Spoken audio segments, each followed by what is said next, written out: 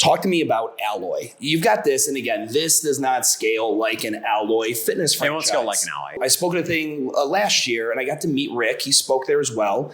Anyone who's been in the industry knows who Rick Mayo is, and incredibly smart guy. I was even jamming with Mike Garcia over at Loud Rumor. Yep. And he's invested in some Alloys as well. What made you invest in someone else's model? Yeah, I think that there were a few things. I mean, certainly the thing I am most driven by, I think, is challenge and growth and learning.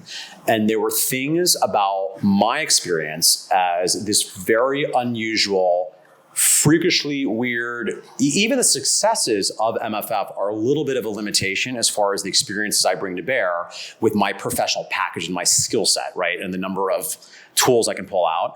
And again, I am not content to discuss theory. I'm like, I want to get in there and like do the thing. So there were a few things that made this make sense to me, not the least of which that I had an operating partner go in on it that was willing to be on the ground and do a lot of the stuff. Right. And I'm very involved right now. I suspect I'll be very involved for a while. I imagine over time, I'm really going to move more towards maybe an investor. And again, it depends on what's going to happen with this.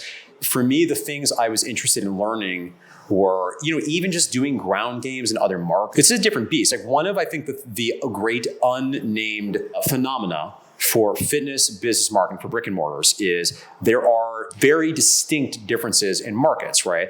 I also, again, going back to our previous point, you can't qualify everything, but it's sort of obvious that everybody has their bias based on the markets they've kind of worked in. That just makes sense, right?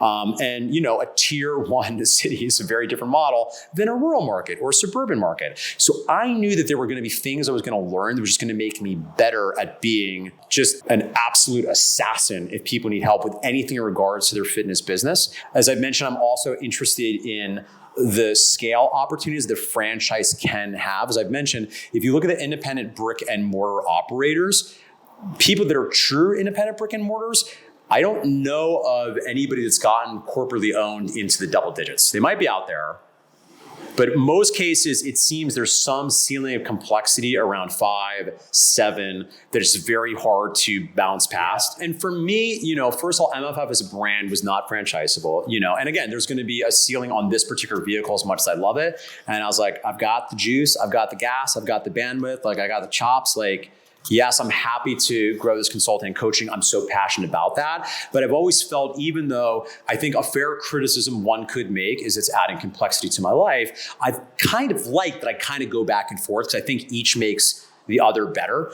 So, I was interested, what would it be like to really kind of scale that? And it seemed going in on a franchise with someone I really trusted would facilitate and speed up that process because, opting when you go into a franchise, it's similar to coaching in that I am essentially paying for speed. I'm paying to have, I don't want to find the vendors. I just tell me what vendors to do. And for somebody that is entrepreneurial, I am, something of an executive hermaphrodite. I'm down with vision, but I will operate like a fucker. I am down. I will run, make the trains run on time. I know how to manage the shit out of people. So I don't have any ego about running somebody else's play. Even at MFF, honestly, all I've done is aggregate anything anyone has ever said about the fitness business for 20 years